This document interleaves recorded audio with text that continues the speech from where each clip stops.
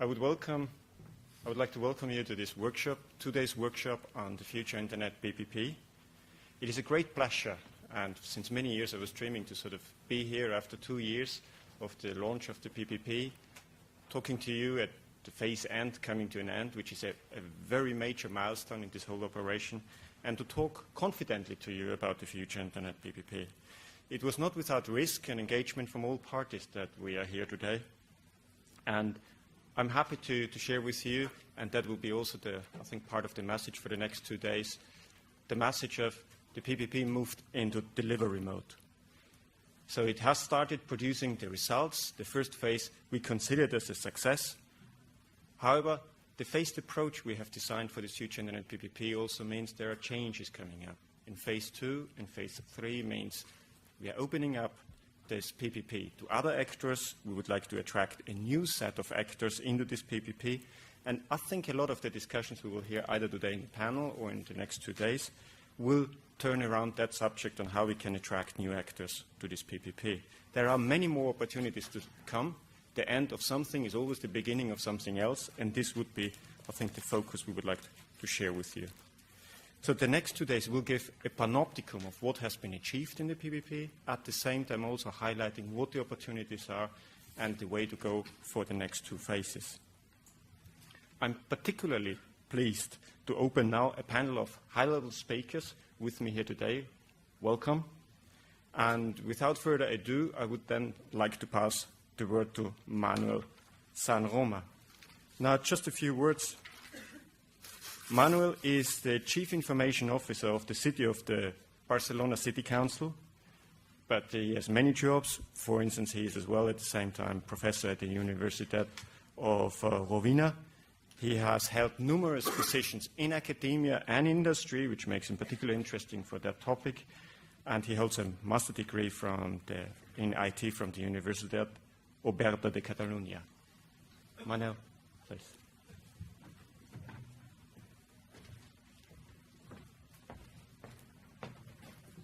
Well, thank you very much for inviting me as a representative of the City of Barcelona to welcome you on behalf of our mayor. We have not the best weather that we could think of today, but that's the way it is. We still cannot control that. Other than that, you have the City of Barcelona, which I'm sure most of you already know, and I invite you to enjoy during these 2 days that you'll be here. I will start saying that I believe in most of the things that you've got in this panel. I believe in the future. I believe in the Internet. I believe in the public partnership. I must confess you that I don't believe much in a certain Europe, but anyway, that's a small confession. But we talk about the future, the Internet, and the private partnership. We in the City of Barcelona, apart from that, we believe in cities. We think that we are pretty sure that the future belongs to cities. Cities are the places where things happen. Today or yesterday, most of you traveled to Barcelona. Of course, you travel to Catalonia or to Spain, however you want it. But what you see is Barcelona. Where you live is in Barcelona. There are laws and things like that that belong to states or to regions, but the real things that you can touch are cities. When I go to the United Kingdom, I go to London or to Birmingham. Yes, I go to England or to Britain or however you call it, but I typically go to cities, as most of you do. So we believe in cities. And since we believe in the Internet and in cities, we believe in the Internet of cities. We have a strategy, an IT strategy at the City Council in Barcelona, which is a winning strategy. At least till the day before yesterday. It's called MESSI. MESSI stands for is an acronym that stands for M for mobile, E for e-government, S for smart cities, the other S for sustainability of IT, and the last one, the I for innovation, because if you take out the I from MESSI, you get a mess. So you need innovation to keep things working. But to us, mobility is basic. As you know, Barcelona will be the mobile world capital for the next 5 years. But other than that, everything today, it's impossible to think of the internet without considering it mobile. Of course, we are here, and the big Congress is here, and all the business that moves around mobility nowadays is here because of the internet. You and I know it very well. But today it is impossible to talk about the internet without talking about mobility. Then the e-government is something that we as an administration must face. The world has changed. We invented an e-government or an e-administration which was no much more than projecting onto the web the old paper world of the administration. But now the world has changed. People does not use the web anymore. Of course, we use the web, but basically we use apps and we use mobile applications.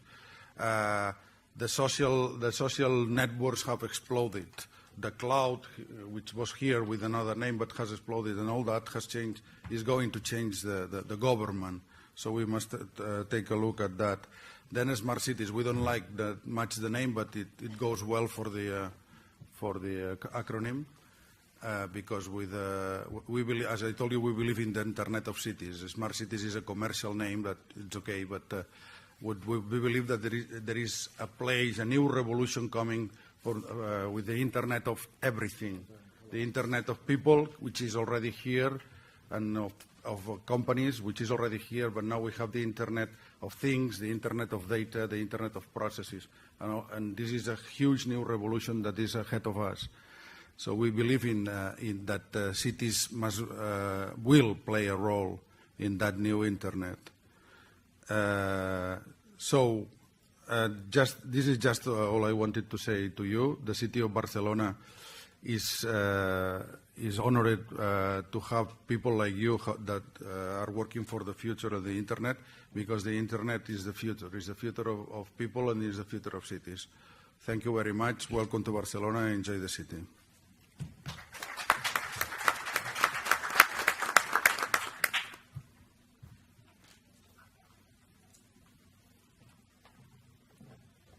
Now, I always like this playing with words, so we surely retain your message quite clearly. The mobility, let me try to repeat it, the sustainability, smart city, e-government and innovation. So a very good message. As a next speaker, I would like to welcome my boss. In fact, Mario Campolargo, who many of you know, is director at the European Commission for Net Futures, a newly created directorate. In the previous senior management positions, he was quite instrumental in working on e-infrastructures, future and emerging technologies, high-performance computing, and then probably that list could go on endless. Mario, the word is for you. Let me.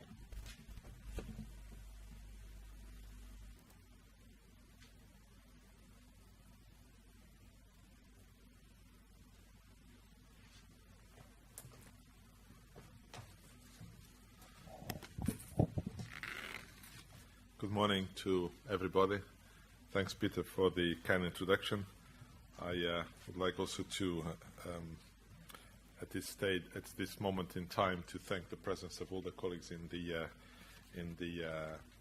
podium that will speak after me. And I must say that when I thought about the presentation that I should do today, I avoided, I carefully look into the presentations that Professor Wahlster and Peter in particular were going to do in such a way that I would not need to repeat what we are going to do. And if you allow me, I would take a little bit more a little bit of a distance from the future Internet PPP to put these activities in the context of what we are trying to do right now in Europe through the research, development and innovation programs.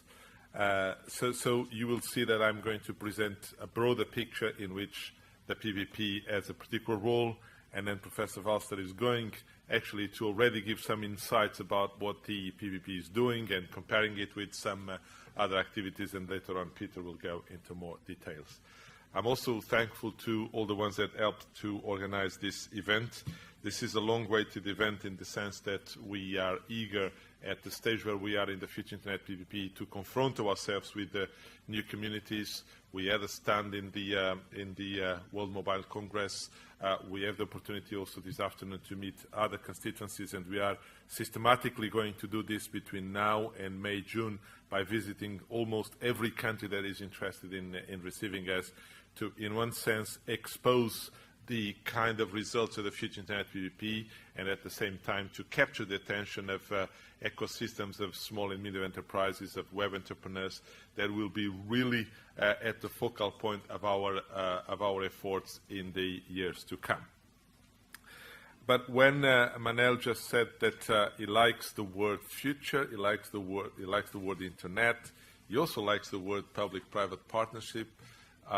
In my own country, for the ones that don't know, I'm Portuguese, public-private partnership these days is not a very fashionable word, but I think that we should not also look into those things separate. This is actually a future internet public-private partnership, and therefore is an endeavor that is taken by a huge amount of entities with a certain goal.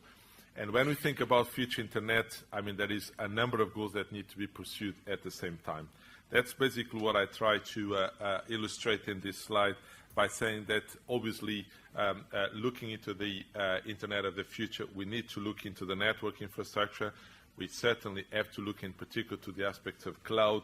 The integration aspects between heterogeneous technologies need to be very much addressed, and we need then to look into aspects like accelerating the innovation using the internet and probably capturing the attention of new actors that will be interested in those ecosystems. So those are the 5 topics, the 5 broad lines of action that I selected today to guide my presentation to you.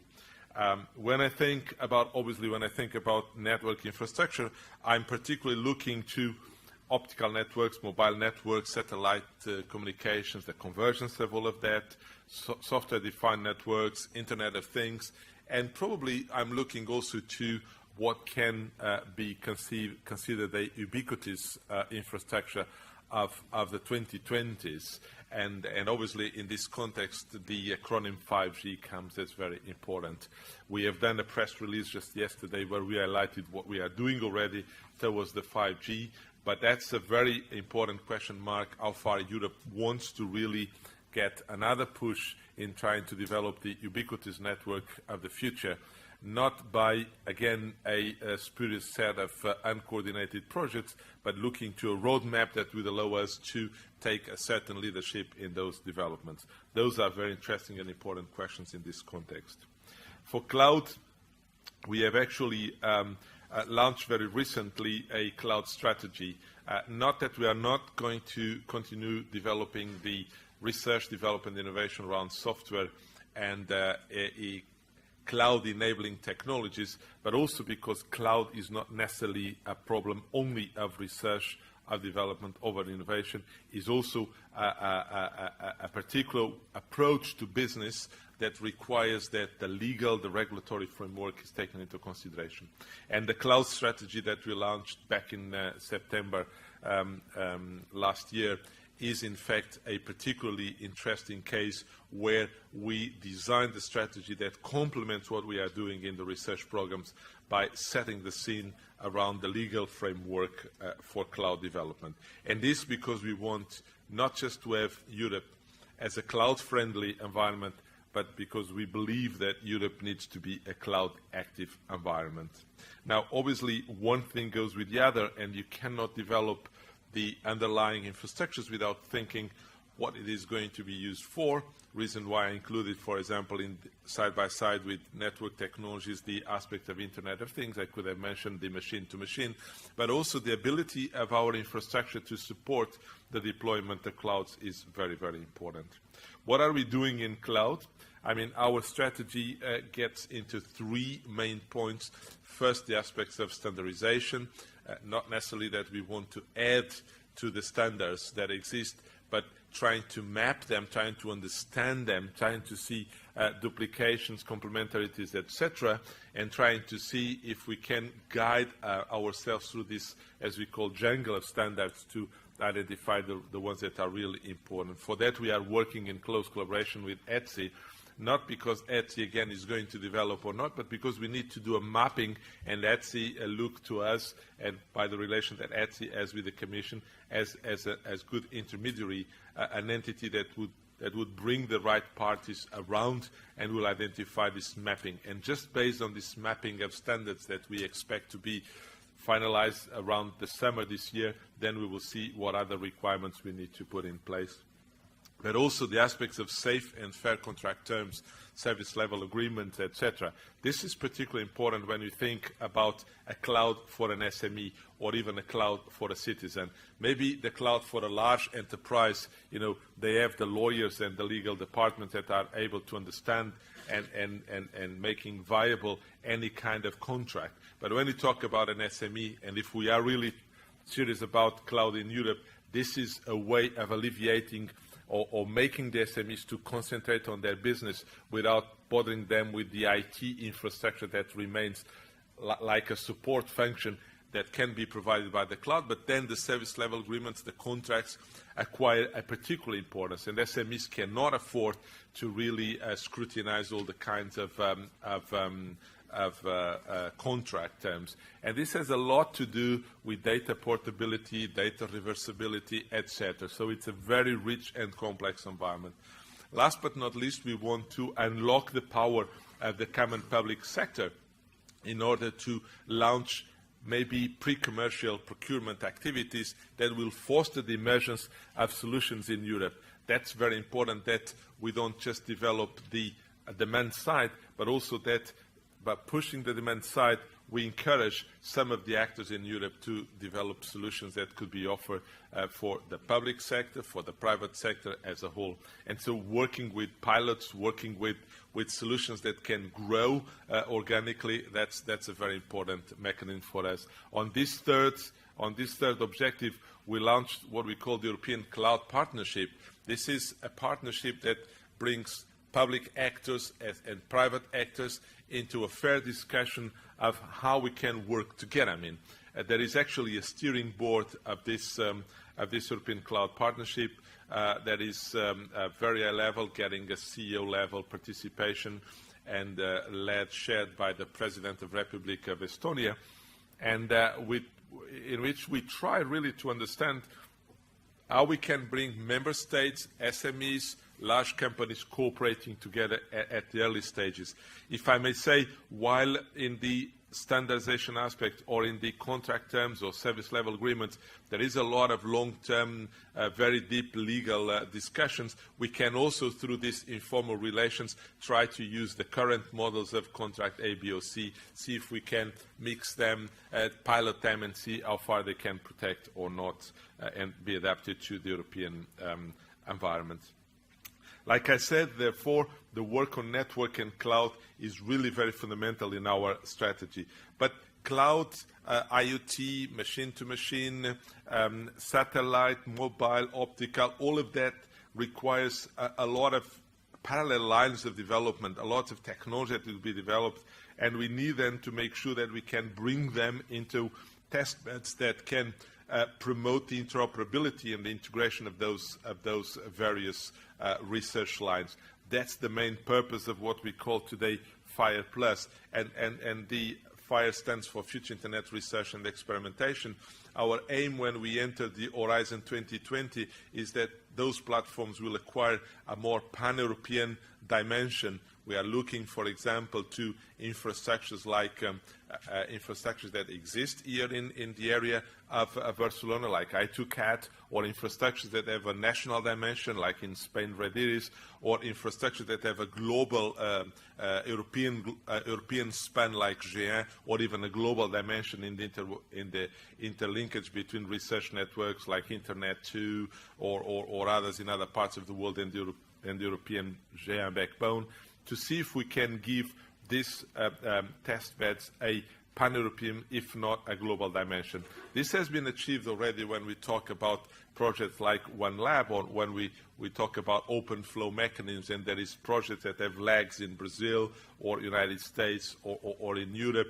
This is why FIRE very much articulates experimentation with Jenny in the United States. But we need to bring it to another dimension.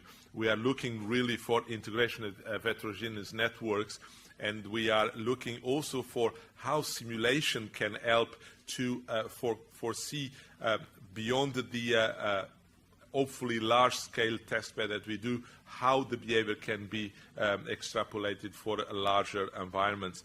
And what we are also looking is to see if we can foster the emergence of experimentation as a service. But again, as you will recognize, this is then an effort that brings the areas of network and cloud together and ties them up in terms of this experimentation. And now we come to the Internet as an innovation accelerator. I mean, that is particularly important for us, and that has been the focus of the Future Internet PPP so far, and looking into the developments of the supply and demand side from an holistic perspective, trying to identify where exists platforms in Europe that can be used for experimentation, where are the ecosystems that are more vibrant. Barcelona is a particularly interesting ecosystem, like Smart Santander is, or like Trento is, or like Berlin is. And we are trying to understand if, with our supply-side mechanisms, FIWare providing a kind of a set of genetic enablers, with our demand-side mechanisms, with test cases being put forward in various areas like the cities or the energy or the agri or the transport or the health. We are trying to see if we can make this dialogue on a mutual benefit. We are particularly interested in the openness of any solution and getting more and more ecosystems adhering and using our genetic enablers. But I will not go further because both Professor Wahlster and Peter will elaborate on that one. But again, the particularly important message here is that we have a strong relation between this innovation ecosystem and the other activities. Is a different type of relation, in the sense that that will be the focal point where the current technology is put at the service and triggering new applications. I think that we all are conscious of this logic, that we first looked into the user involvement plus the genetic enablers, then we are opening up into phase 2, but what we are really particularly attentive and providing a lot of support is to the development of these ecosystems and the take-up.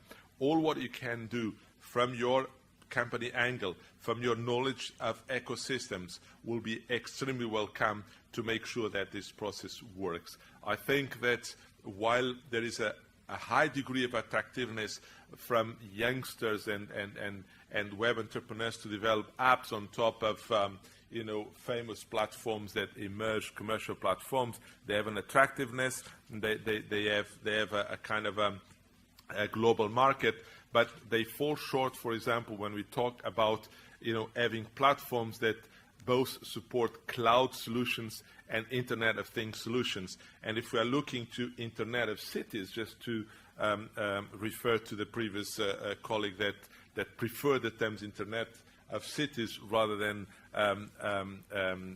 smart cities, I mean, then we have to understand that we are not just in devising or developing the application that is a game or is this or that. The important is the interaction with the citizen, is providing a service, is to sense the information that comes and is useful for the transport or the weather, etc. And that richness is provided or can be provided by the Future Internet PPP, and in particular by the genetic enablers developed there. So here we are with 4 of our strands very much related to each other, but as I have been putting the focus in my presentation, we are particularly interested in attracting new actors. In fact, I think that this is not just an attempt from the Commission side. We normally are the last ones to adopt the trends. I mean, but companies like BMW or Telefonica or SAP cities like Barcelona, they all have been treating well the ecosystems of web entrepreneurs and small and medium enterprise around them. They have been instigating them both with funds, with support, with mechanisms of networking, etc. And I think that beyond what a city can provide or what a sector can provide, what I think that we have here in our own hands is the possibility to offer to an SME or a web entrepreneur the possibility to develop an application in Barcelona that can be then ported into Paris or Nice. Or if you are developing an application for the transport sector and then you find that there is a relation with somebody that is developing an application for tourism elsewhere in Vienna and then making the link. Why? Because the generic enablers are the same and therefore you may get synergies between all these. So it is this really ecosystem of the third phase that we are looking as an element of attractiveness for new actors. But the new actors cannot just be attracted just out of the blue. I mean, they are there, they are working, they have a certain dynamic. We have, and we are about to announce an action plan for web entrepreneurs. Again, we see it very much related between what this action plan that I will describe in a second and one practical way of engaging them through the third phase of the PPP. What is then the Web Entrepreneurs Action Plan? It is essentially we are building upon the private sector initiatives like Campus Party. Well, the parts remain, but it's a party, in fact. The Campus Party or the Web or Startup Europe Partnership. There is a number of activities that are taking place already. What we want to do is not just to replace them, is working with them, is building on them. The Commissioner, Nelly Cruz, is going to announce on the 21st of March this action plan. First, this will be at the time where she's going to announce the Constitution at the first meeting of what we call the Leaders Club. But the four type of activities that we are trying to support, they're related to mapping, to celebrating, to structuring, to supporting. Mapping, we have done an exhaustive exercise through studies and consultations to understand how these ecosystems of web entrepreneurs, small and medium enterprises, very dynamic, grow and die. I mean, we have been looking to entrepreneurs, but also to the specificity of what a web entrepreneur is. And we then thought it was important, and we have done this for 2 years already, to celebrate some of the achievements. We do this through the Euro Pioneers Prize, through the Tackle Stars Initiative. And what is going to happen on the 21st is that the Commission is going to call a number of leaders, of role model leaders, of individuals that have launched small, sometimes now they are big already now, but they launched, enterprises, endeavors, real entrepreneurs, and because of their success and their vision, they can be offered to our youth as role models. And the Leaders Club will be announced by the 21st of March. And then we help structuring them, not doing anything special, not imposing anything, but helping them to network. We are going to focus in particular on the networking of accelerators, of crowdfunding, of venture capital. And this will be actions that will allow, for example, when we talk about crowdfunding, where we see that there is a dominance of crowdfunding platforms from the United States, and we have then a few in Europe that are sparse and that have some specificities for local market A, B, or C. We are going to try to bring a kind of a platform that brings them together in such a way that, an entrepreneur in any country in Europe can see what is the most adequate crowdfunding platform where they should work. And this, we will do it with the actors on the field, with the crowdfunding or the accelerators or the venture capitalists. And last but not least, we will support them with some seed money to coordination to facilitate this networking.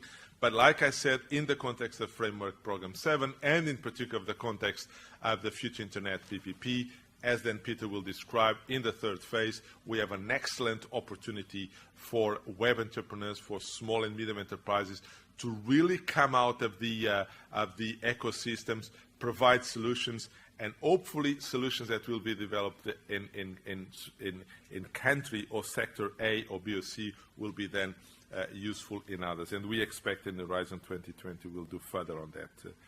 So that was basically what I wanted to share with you, giving this broad picture. I think that addressing future internet is not just a one-strand type of activity. We really need to have synergies between different strands. I think that we all are acknowledging the importance of being very much forward-looking towards ubiquitous networks, to a cloud-active environment, to make sure that we have platforms where we can validate the integration of heterogeneous technologies with these experimental platforms. When it comes to the future Internet PPP, this has not been an easy process. It should not be an easy process because, easy processes are not recognized as really driving forces. So, bringing so many, we have now maybe more than 250 companies working in this context. I mean, with different business logics, but all geared up towards this vision of the future Internet PPP. So it's not easy, but it's going well. And it's going well and because essentially each one of the projects is a piece of the puzzle that contributes and in a synergetic way complements the other ones. And last but not least, I think that I would like to leave with you this focus of the third phase that is really to involve new actors, to involve new ecosystems. That's the asset that will remain for us when we develop new technologies, new solutions in mobile or ubiquitous networks or clouds. That's the important, that's really the fundamental factor, having those ecosystems that are ready to absorb new technological solutions and update their applications to exploit the infrastructure that is underlying. That's what we are looking for, and this dynamic relation between demand and provision is very key for us. Thank you very much for your attention.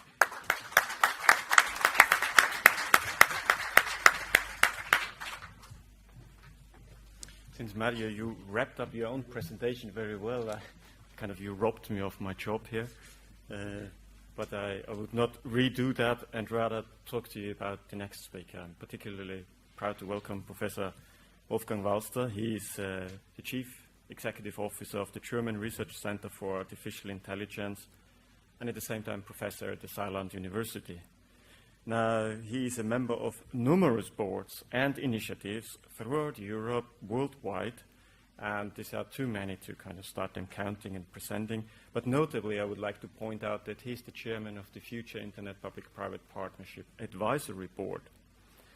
Now, Professor Wahlster holds a PhD in computer science from the University of Hamburg, and I just decided that I will venture into sharing a rumor with you. That rumor says that he has the ear of Angela Merkel, so he's clearly somebody instrumental in a number of developments in Europe. I would like to welcome you.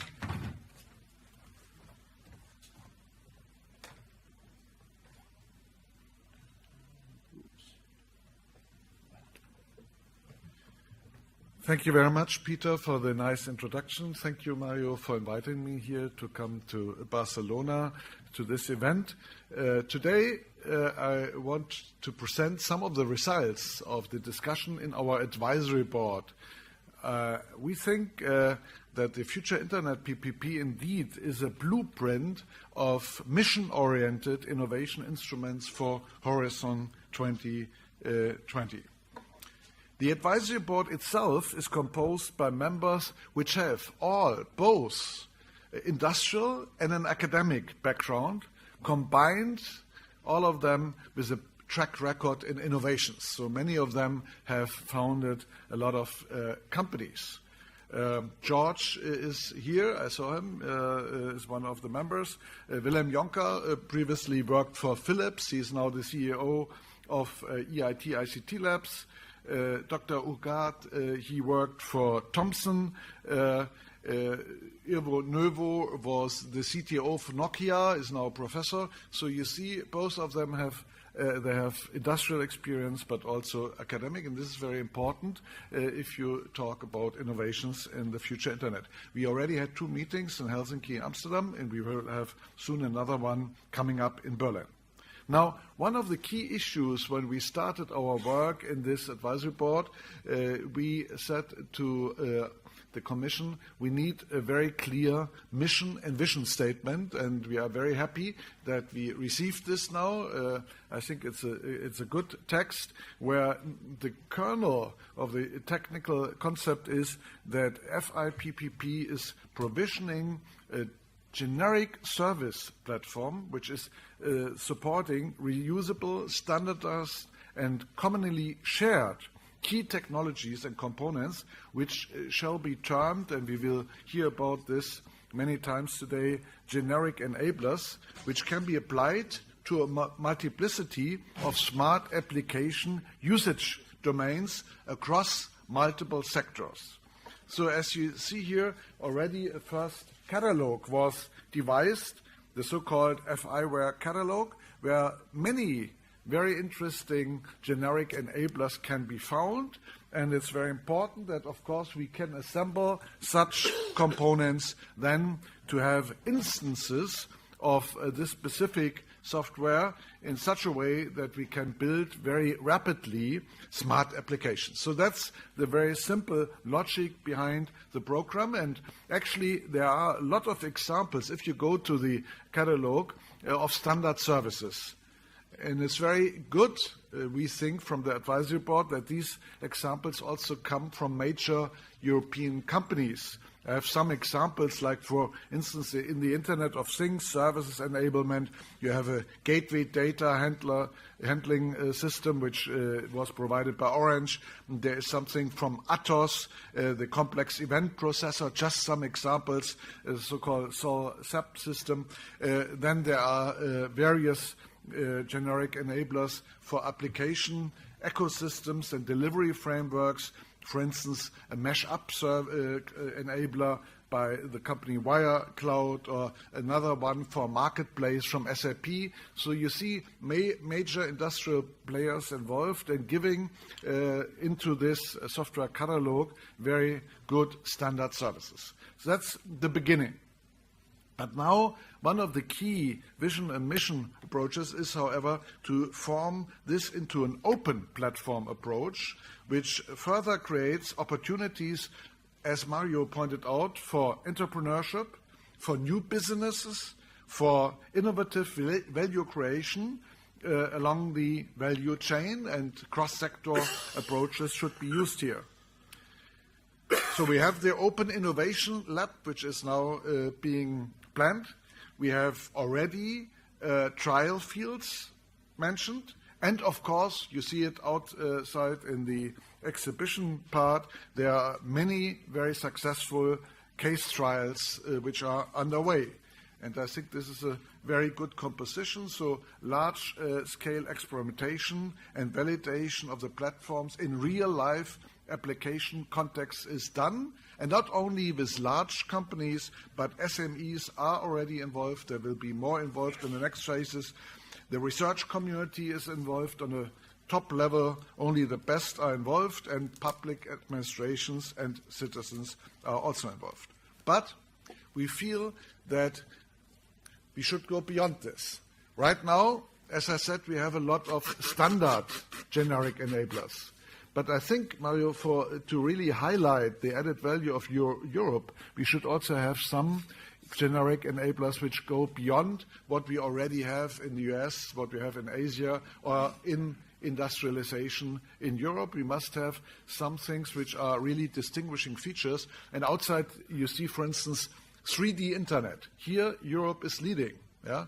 All the standardization efforts come from Europe. We already have the first software running in servers.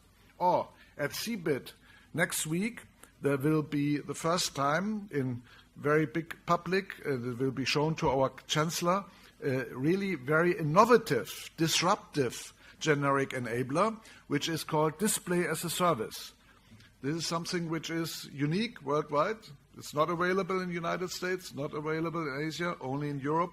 This is, for future Internet business, very important. And you see it here, very simple, the idea that you can actually virtualize both pixel sources and the connection to arbitrary sets of displays.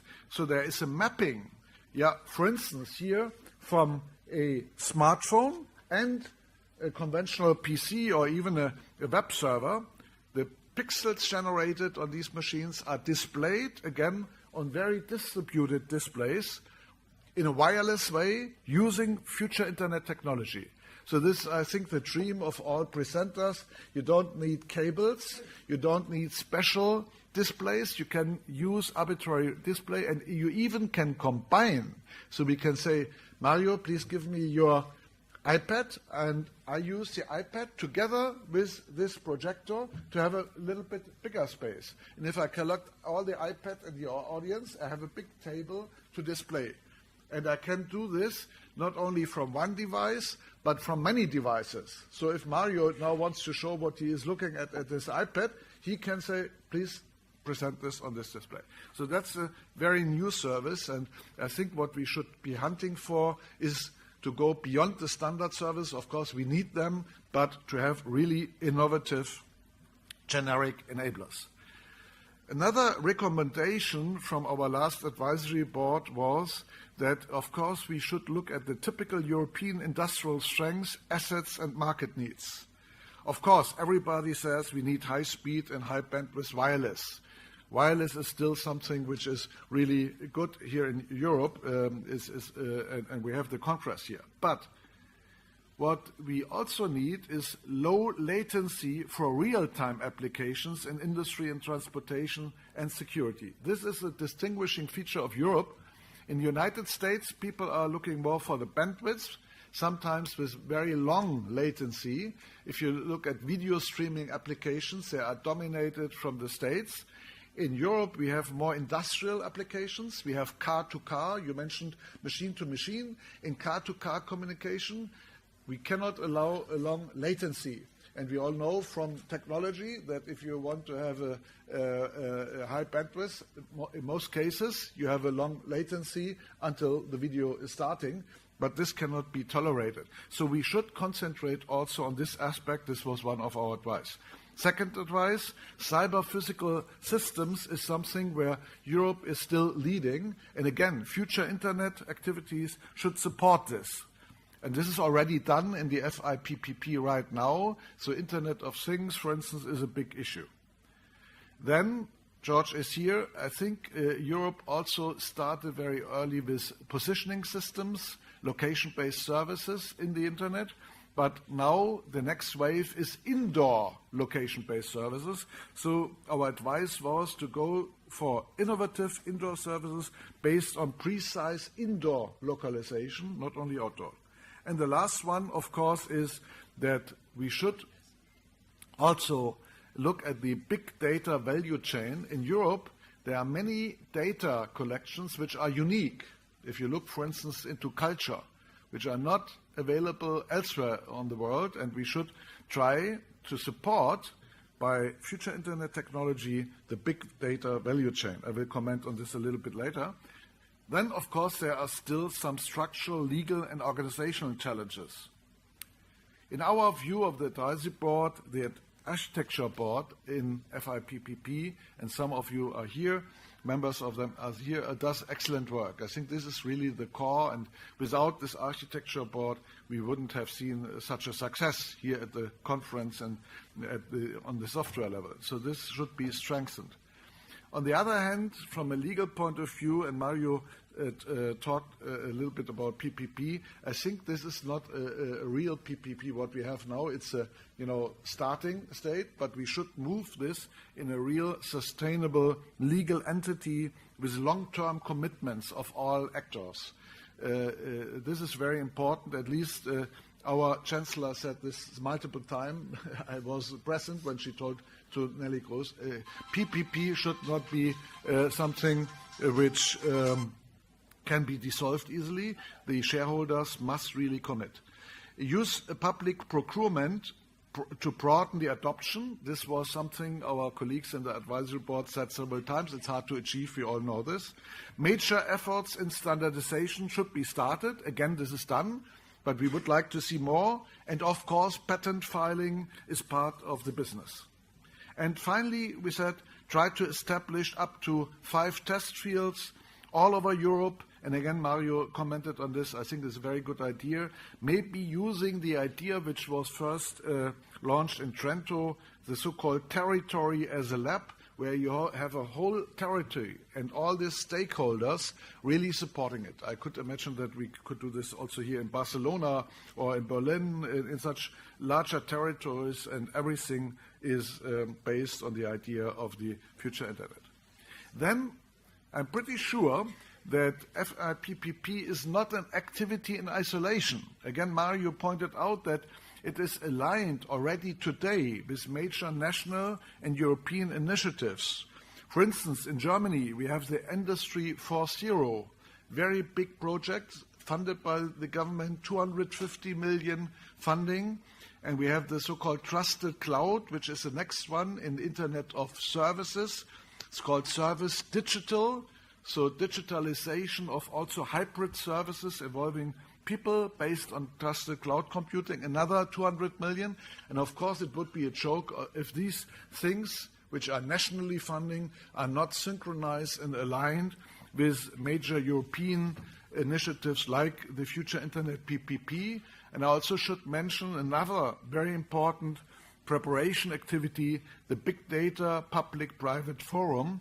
As I said, I think tools for really exploiting big data are extremely important for the future internet development. So I think in the Horizon 2020, maybe these two PPPs come closer together. FI-PPP, of course, is an advantage. The other one was only started as a coordinating action last year. On top of this, one of our major concerns is, of course, the workforce and the people who do this, because everything around the internet in the end is about people, skilled people who as users but also as developers.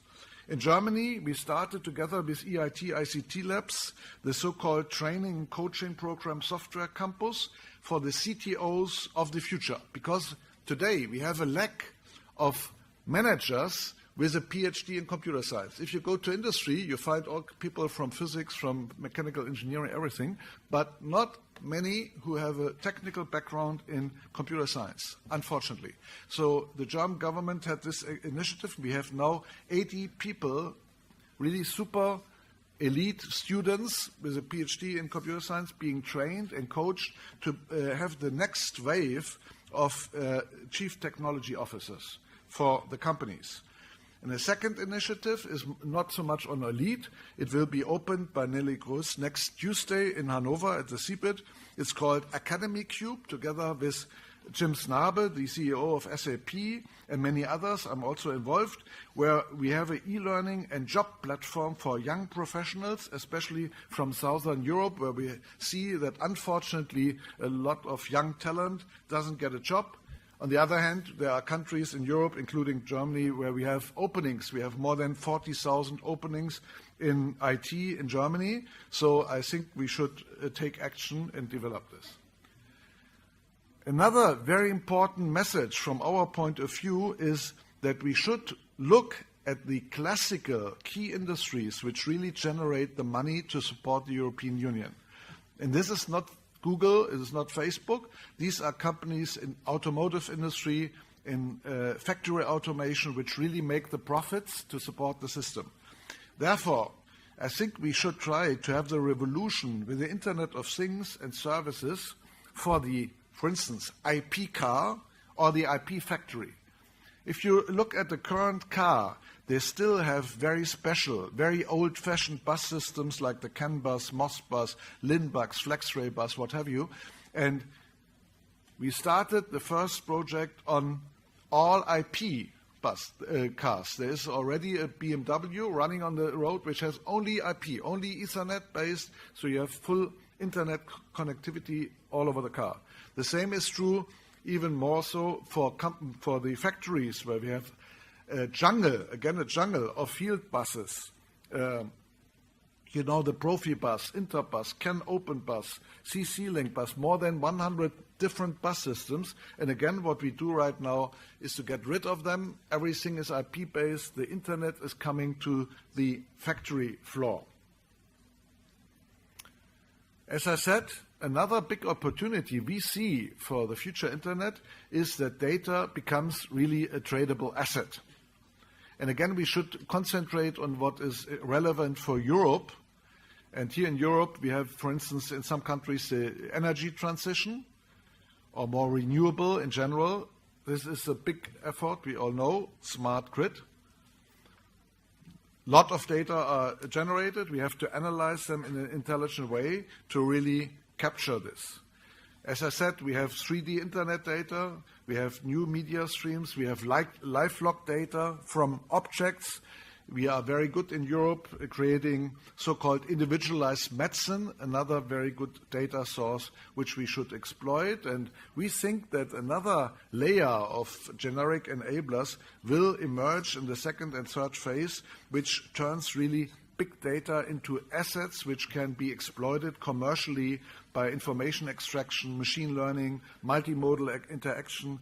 These data have not been used before because the traditional data was in databases. Now we can no longer go with databases. We use technologies like HANA from SAP, again, a European invention, to do the knowledge discovery in real time. As I said, our Chancellor just launched a new initiative, Service Digital Internet-Based Service Economy, and this is very well aligned. We looked very deeply into FI-PPP. A lot of companies are involved, both in FI-PPP and this new program, where big data as a service and knowledge as a service are key components.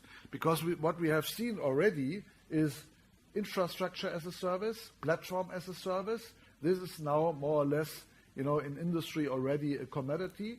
Software as a service, some companies still struggling with this, and business as a service relevant for business designer.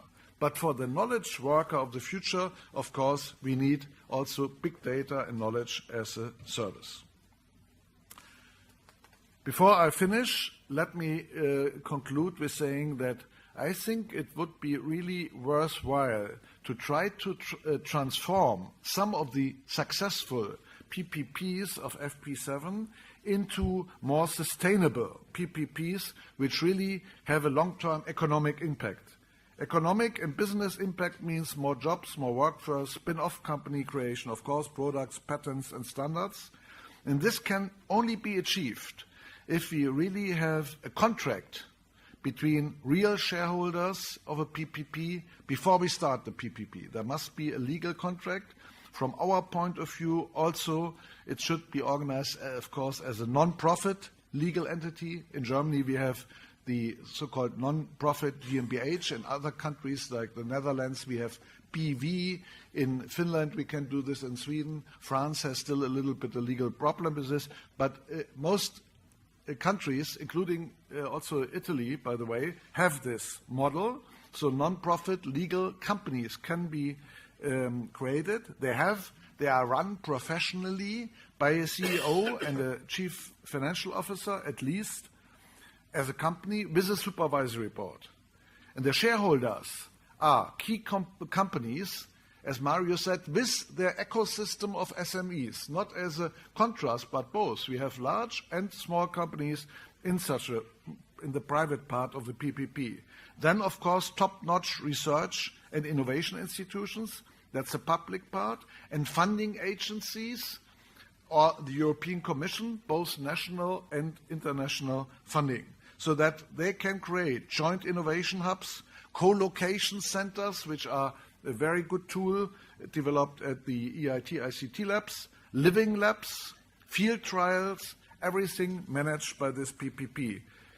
I can say in Germany we have successful examples of this. My own institution was created already in 1988. We have the Deutsche Telekom Innovation Labs, which is also a PPP, and EIT-ICT Labs in Germany is also a company. It's not a European project. It's a real company with stakeholders. So it's a sustainable thing. Even if the funding from the Commission goes away, it will be a sustainable legal entity and has its own business model. I think this is very important, and this concludes my talk. Thank you very much for your attention.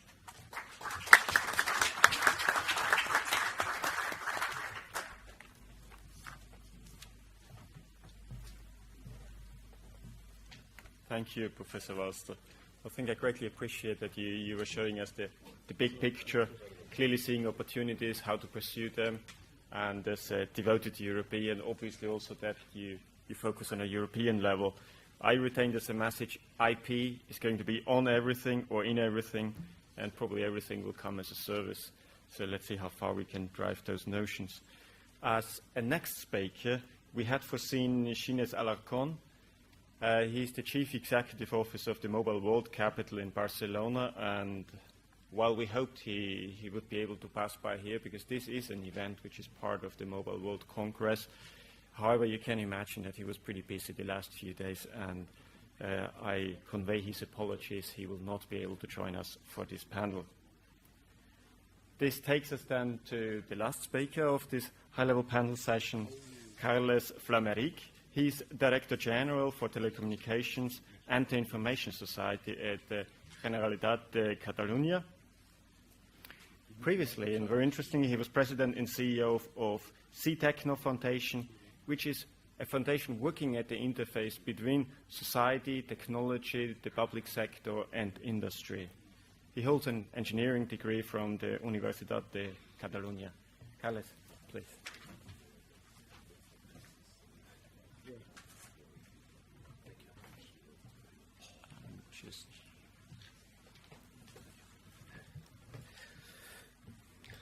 Good morning, everybody. Sorry for my cold. It's not the normal weather in Barcelona. Sorry. I touched something? Yeah, okay.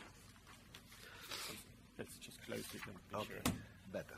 Thank you. Thank you for this invitation. And on behalf of the Government of Catalonia, welcome to everybody and enjoy this week, this special week in the city. What's the situation and where are we? The use and the capacity of Internet is evolving every day, and we need to adapt and advance to the change. Number of users is constantly increasing, vegetative growth, so it's every day needed more offer of connectivity. But the growth of bandwidth requirements is the real driver for the evolution of Internet. The increasing demand of online services, mainly audiovisual content, demands an exponentially increasing bandwidth demand. In this new network paradigm, it required new business models and innovative solutions to be identified. A new relationship of the communications networks stakeholders must be designed. So we need the capacity of the network keep in mind all these new needs. All the capacity of the network is the best ally, not only for the better communication services like HD video conference, but for cooperative work, innovative cooperation, open innovation.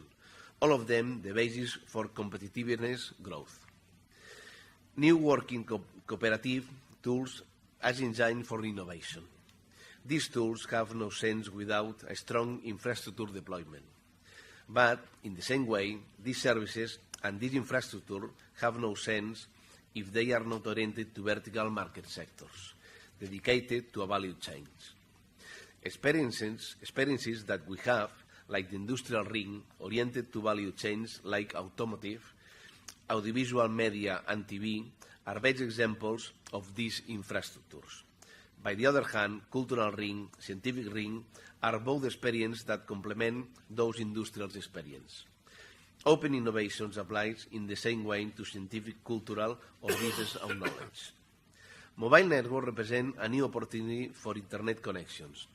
Bandwidth is no more exclusive for the fiber optics connections. The Mobile World Capital represents an opportunity to develop new technological and business solutions. And the Mobile World Lab is one of the fruits that this capitality offers to Barcelona and Catalonia to show the world all the capacity that our talent can offer to the world. ICT and its evolution associated to the future of Internet is the main path to the exit to this crisis that bothers all of us. The government of Catalonia is committed to improve the economical situation, and our tool, our principal tool, is the ICT. Thank you.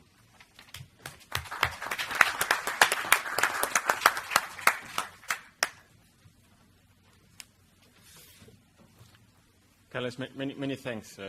Clearly an example that lamenting doesn't help much. We have to look forward and take action. Oh yeah, that was straight away me. Sorry. If I'm not mistaken. No.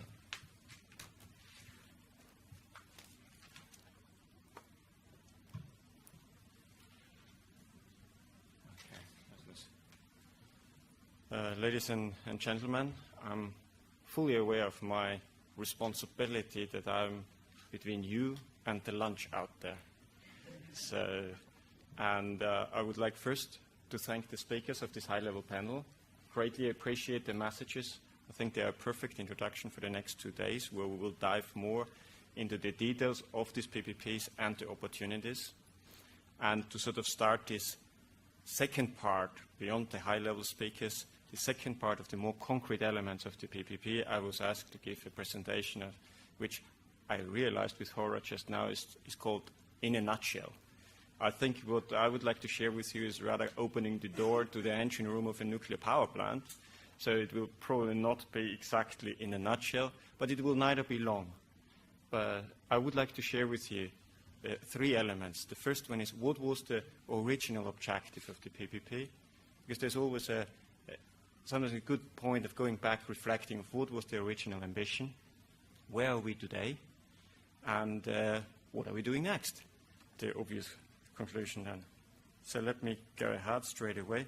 The objective was, at the very beginning, to make European industry, European technologies more competitive, but not only from a technology perspective, but also to support innovative services and applications making use of these technologies. That sounds fairly simple. The second element to the objective was that this was not only for business processes or only for public sector, it was sort of for any type of services, which is then reflected in the notion that the PPP, the public-private partnership, does not have, in that sense, a defined set of domains it is working on.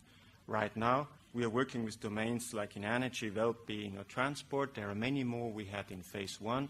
It doesn't really matter what domains you work with if you want to go into proving and validating new technologies, Internet technologies, in an innovative service and application context. So we are here following the motto of let 1,000 flowers bloom. This is kind of also the motto of the third phase. The model chosen originally for this PPP was neither the technology push nor the application pull. It was both. So let's try to find a synergy between the communities working in these 2 extreme areas, if I may say so. On the one hand, those people trying to make the world smarter and accelerate the sustainable innovation, and those technologies out there, those technology leaders out there to make them or retain the technology leadership we have today in Europe. So it was trying to bring different communities together and try to see at that interface what needs to be done that both are linked and can prosper. That model is still being used very much, and it's also part of this notion of bringing different communities together, because often they only meet at the marketplace, and we want to have them meet already here at the research or at the innovation stage. Another characteristic of this PPP, and that's the last one when I talk about the old times of the PPP, is the logic we used in terms of setting it up. Intentionally, it was broken down into 3 phases, because we quickly realized that different time frames of this PPP will need different actors. And there's no point of carrying people from A to Z. There are people who come in, specialize, do a job, and maybe not that active in other parts of the program. And the first phase of this public-private partnership, the first one out of 3, was focusing very much on taking stock. What technologies do we have in Europe? And the bottom bar, the red box, is this technology foundation project, this transmission box, this gearbox, the engine room of this PPP, which collected a lot of existing researched European-owned technology coming either from other European research projects, from national research projects, from company research, and putting that into this context, making them explicit and making use of them. Now, use of technology, as I said, is the technology push part of it. Then they were counterbalanced by a set of use cases which come out of different areas. And there were areas like agriculture or environment. It didn't matter too much, but areas who could specify what they need for innovative internet services and then tell the techie guys kind of, this is what we want, this is the way you should make it available to us. So we are right now finishing this first phase where this technology foundation has delivered a first set of 30 of those common building blocks of any internet service you possibly can think of.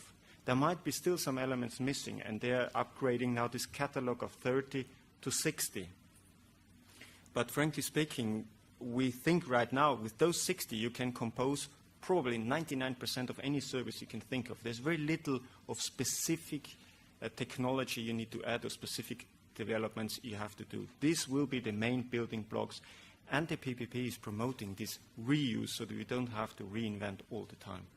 Just sort of in parenthesis, this morning we have spent an hour at the stand of Ericsson over there, and more or less by accident, I think we found out there was a gentleman talking about cloud-enabling technologies as part of the network.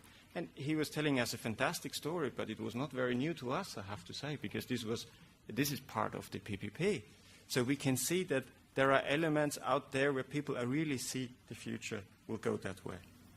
I jump to the second phase. The second phase, and if you follow the timeline at the bottom of this slide, is starting more or less now.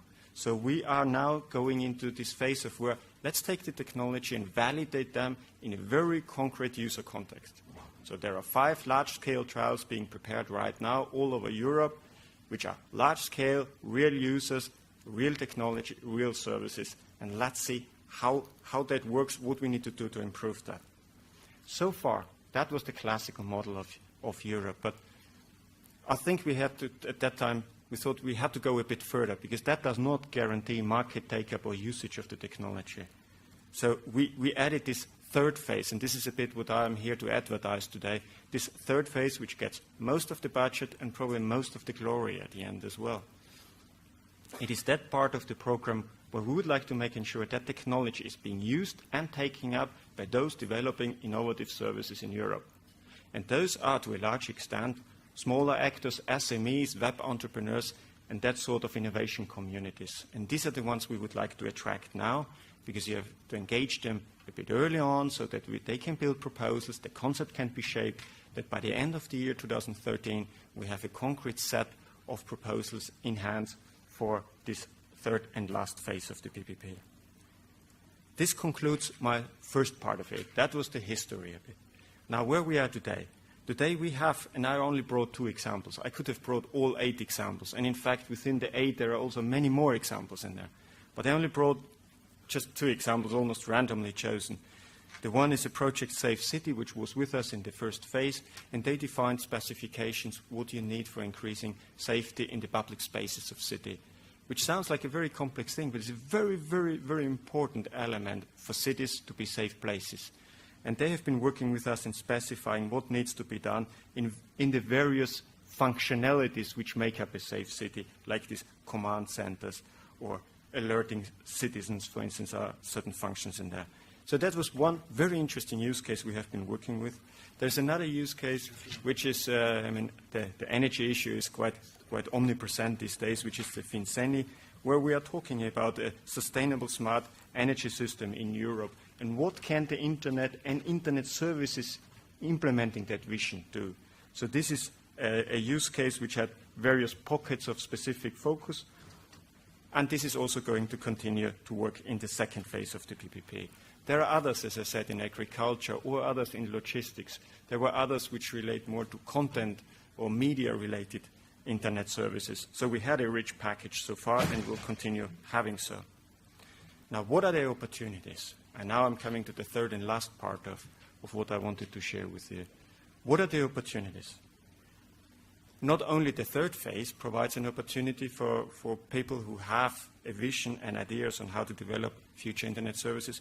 Already in the second phase, we have built in a little bit of an additional opportunity. All the starting large-scale trials will, by summer 2013, offer an additional step to bring on partners into their projects. So we ask them to, so first, each and every one of them has made available a budget of about 1.3 million euro. You add it up, it's actually in total about 10 million euro, which will be made available in specific context of these projects for attracting new partners. I think that's already a sort of first step if you're interested, if you're interested in the domain they offer, if you happen to be either connected to this community or in the same location of this community, that would be an interesting opportunity to get in touch with them and see how you could contribute to them. So I would like to advertise, very simple here, that sort of by the summer there will be 10 million euros made available in the context of the ongoing large-scale trials, and the information will be shared via the Future Internet PPP portal, to which you are happily invited to sign up. Now I'm coming to the sort of really end. It's not the end of my presentation, but the end of my story, because most of my story will be about the opportunities of the third phase. The quick facts are that the call closes at the end of December 2013. I use the word call because the Commission has made available in total 130 million euro of public money to fund this phase of the PPP, 100 million rather targeting straight to SMEs and web entrepreneurs, and 30 million to ensure that what has been developed is being made sustainable and just doesn't appear after the end of the activity, and that also what has been developed is going to be taken up, and there are a number of support actions which will be necessary. We have seen today by Mario already the sort of the funnel, and the funnel is very often the model we are using here, because what we are doing, we are packaging a lot of things together, push them through a funnel, and at the end what we hope is to get lots of happy SMEs. Now what we put in are clearly infrastructures. We talk about internet without infrastructure. Hello. So it's infrastructure. It is concrete scenarios and also what the use cases ongoing already developed. So it's pieces of technology, pieces of service. It is ideas putting together with the ground framework being developed by the project Fiber, what we call generic enabler, these generic building blocks, these 60 building blocks I'm talking about. Put them together with entrepreneurial communities who have their ideas. Perhaps it's a good and a smart idea also embed and try to see if you need to bring a regional policy context. We are not the only ones sort of applying that logic. There are other people applying the same logic, so let's bring them on board. So we are interested now to work with incubators, infrastructure providers, the public sector, and people who invest in these sort of things already. We don't want to start from scratch. We want to work with people who have done that, who have proven experience and excellence in this domain, and would like to work with them to reach out to SMEs and web entrepreneurs so that they get money to develop the innovative internet services based on the technology and this heritage. That's the caveat of the whole story. The next couple of slides provide you, they're very textual, and I did that sort of a bit on purpose, because I think it is very important if you're interested to read small print. I think I'm going to repeat it later on, actually, because the words matter very much. We have a very concrete vision for this third phase, and maybe you have an idea, but then we have to see sort of whether your idea can be mapped onto that vision. And what I put here as a text are sort of the real bare bones. We expect as a target outcome of this third phase, of these use cases, that there are innovative services and applications in a wide range of internet usage. So no domain is the message here. Innovative service. That those services validate the concepts and technologies developed under the previous phases of the PPP. That's a dogma, not negotiable, not discussable. It's part of the DNA of the whole operation. If that is going to be opened up, anything would be eligible. No, we would like to sort of have that as a perimeter of the discussion. Make public service infrastructures and business processes smarter and exploit open data. So there are sort of two hints and idea. It's the open data thing, where we all know this could be the fuel of any future internet services. And it's kind of making things smarter. So don't necessarily go for the simple things. Go for the complicated stuff, where you might integrate not only open data, but maybe some sensing environments. And let's experiment with the more complicated stuff. There are a number of implementation requirements, which I'm not going right now in there, but I'm certain that this presentation will be shared with you, and if you're interested, you will then start reading the small print. So what we are looking for, and that is now really important, what we are looking for now are communities who have today access to SMEs and web entrepreneurs and innovation communities who today develop internet services already. We're interested to work with what sometimes we can call the incubators, the accelerators, people who have ecosystems around them, regional innovation agencies who already work since many years, and it's their job to do that sort of things. With those people, we would like to work and see if we can set up a concept where we give a support to them which they can pass on to the SMEs. I think what is really interesting here is that we would like to multiply the model. It's not that we are after a couple of SMEs in Europe. This is something we as a Commission could perhaps do ourselves.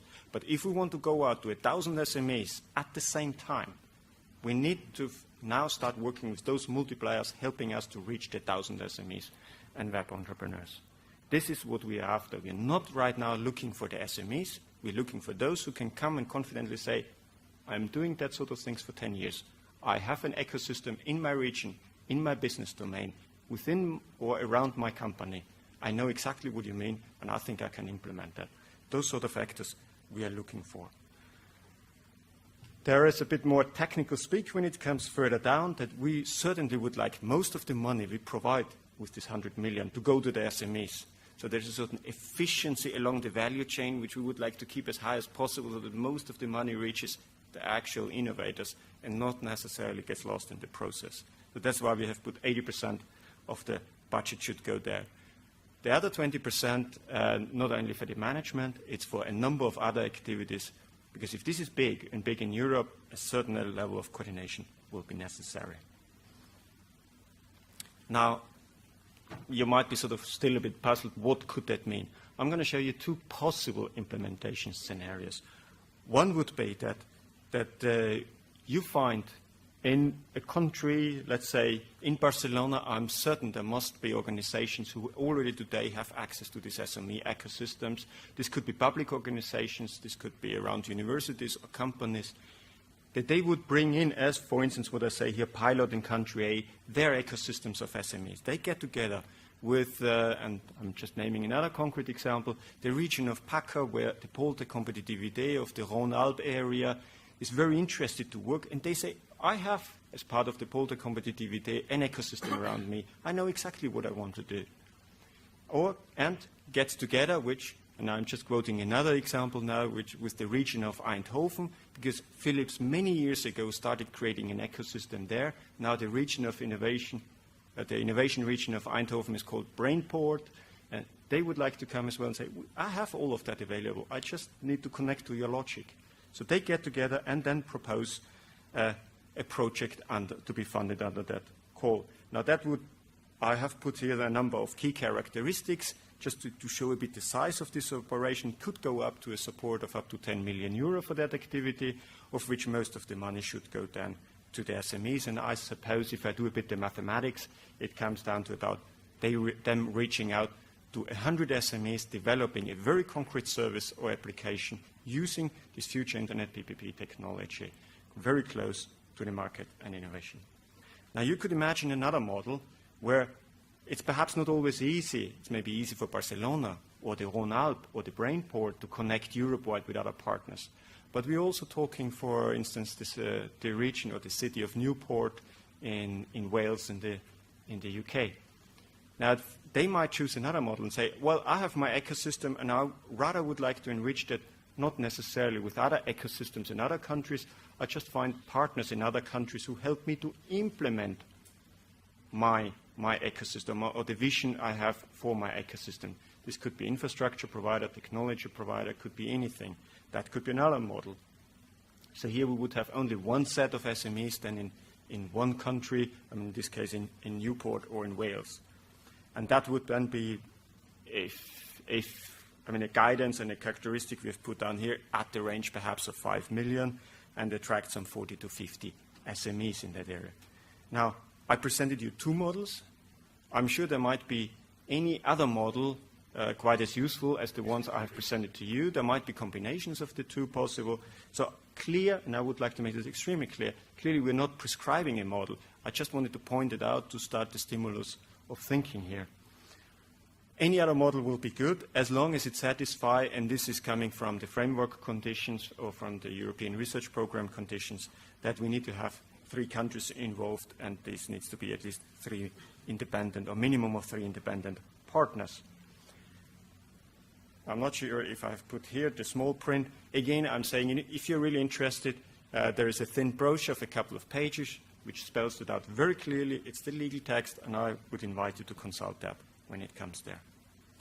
There's the other part of the program. What I said before is that making the technology sustainable. There's no point of doing something which is not then, or does not have a life after the support ends. So we are looking now to spend 30 million euro on 2 objectives. One is to make sure that the technology foundation, the technology gets updated, improved, extended, perhaps made more open source, checking what the access rights are and making them more available.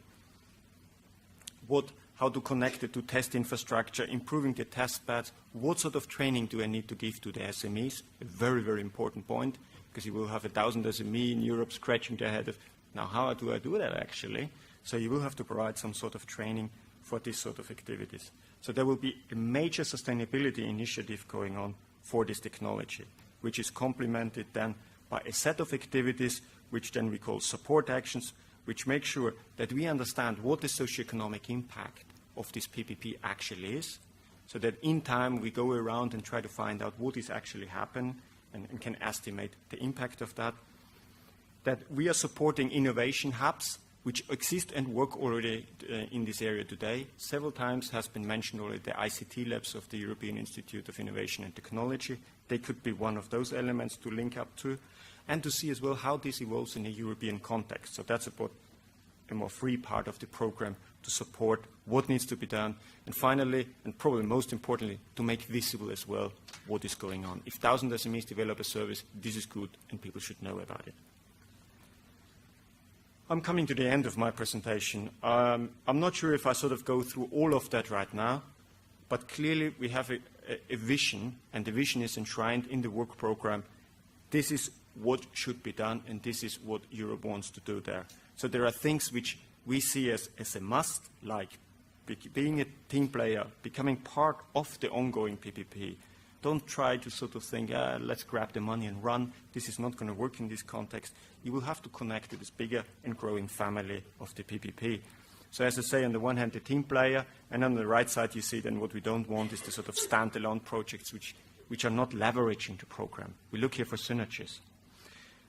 This slide is perhaps more important when you're really interested, because it's almost like the checklist. Would I fit all these criteria, and do I not go into any of these fallacies I have listed here on the right side? All of that, what I have said, is like in 10 times more detail available on various websites. And first and foremost, I would really invite you to go to the Future Internet PPP portal. It's a nice website, holds all the information. You can spend the rest of your life there and finding out what's going on. The second part is the work program. That is the official document. I always insist on people reading the official document. That's the guideline. That's the sort of the contract between the public sector funding this with 130 million and those working in the area. And obviously there are also some more modern media today. I have seen tweets going crazy about this session already. With this, I'm at the end. I thank you very much. I'm now a bit in the hands of the organizer where I can just say thank you, but can we open the lunch? Okay, so you are invited now for lunch and continue Absolutely. Absolutely. So the debate shall continue outside. I thank the high-level panel very much, and I think we will be available for some more time out there. Thank you. Very good.